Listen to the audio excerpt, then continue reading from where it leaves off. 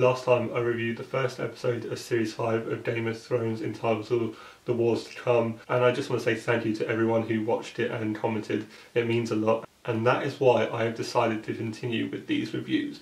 The second episode of Series 5 was entitled The House of Black and White, and as fans of the book will know, this is where we get to see Arya's storyline in Bravos with the House of Black and White and the Faceless Men.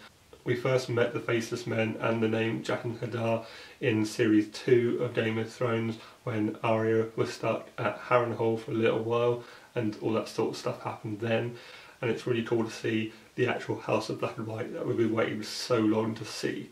And seeing Arya on that ship entering Bravos was such a great way to start this episode. If you've seen the trailers for next week's episode, then you'll know there's a lot more of her storyline to come.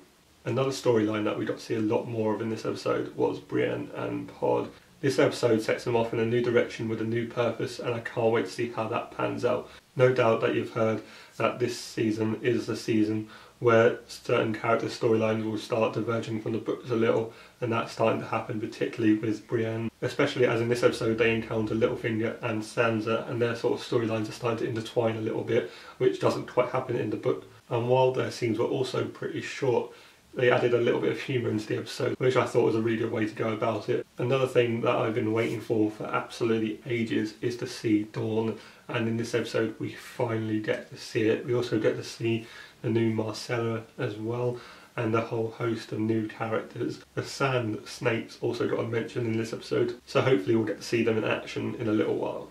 But that doesn't matter too much, as Dorne just looked lovely and I just can't wait to see more of it, and the characters that are going to be in play there are going to have some interesting storylines. Dorne hasn't really played much of a massive role in the whole Game of Thrones universe as of yet, so it will be interesting to see how they sort of, fit that into the rest of the whole universe and how the characters interact with each other.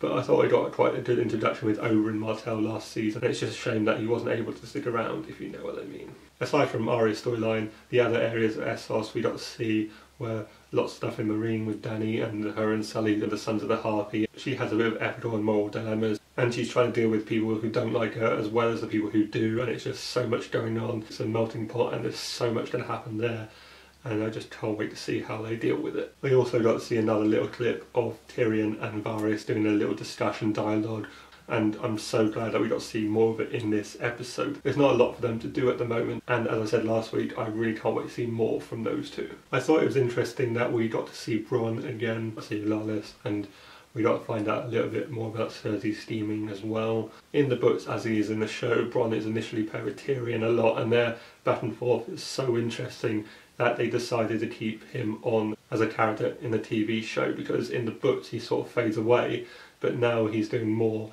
and I'm so glad to see him back. We get to see him with Lolis a little bit, but it doesn't look like he's going to stay there for long. I wasn't initially sure what they're going to do with this storyline, but when Jaime Lannister turned up, I knew that the show was going to pair them two together. Those two came together midway through Series 4 to help him train with his left hand now that his right hand had been cut off. And while those two didn't really get paired up that much in the last season, this season I think they're going to work well together, and especially down in Dorne, trying to link those two storylines and bring Dorne into the rest of the Game of Thrones universe. I think it will play out really well, and I just can't wait to see what happens.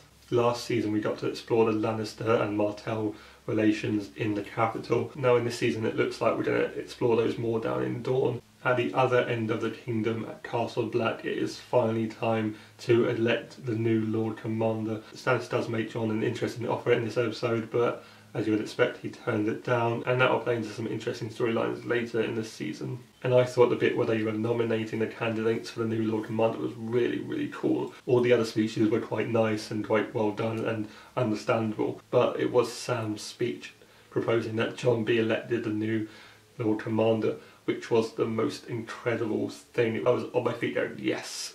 It was so good. Sam was just brilliant at that moment, and you could see that Jon was just going, no Sam, just don't do this, just...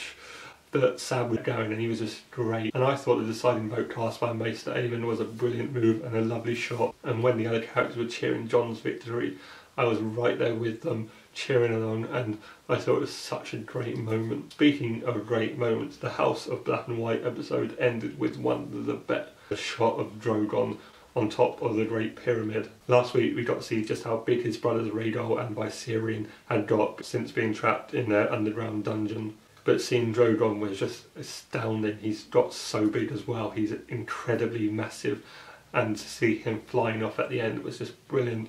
I hope it's not too long before we get to see him again. If you saw this episode, then let me know what you thought of it down in the comments. Give this video a like, subscribe, and I just want to say thank you for watching. My name is James Hayward, and I'll see you again next week.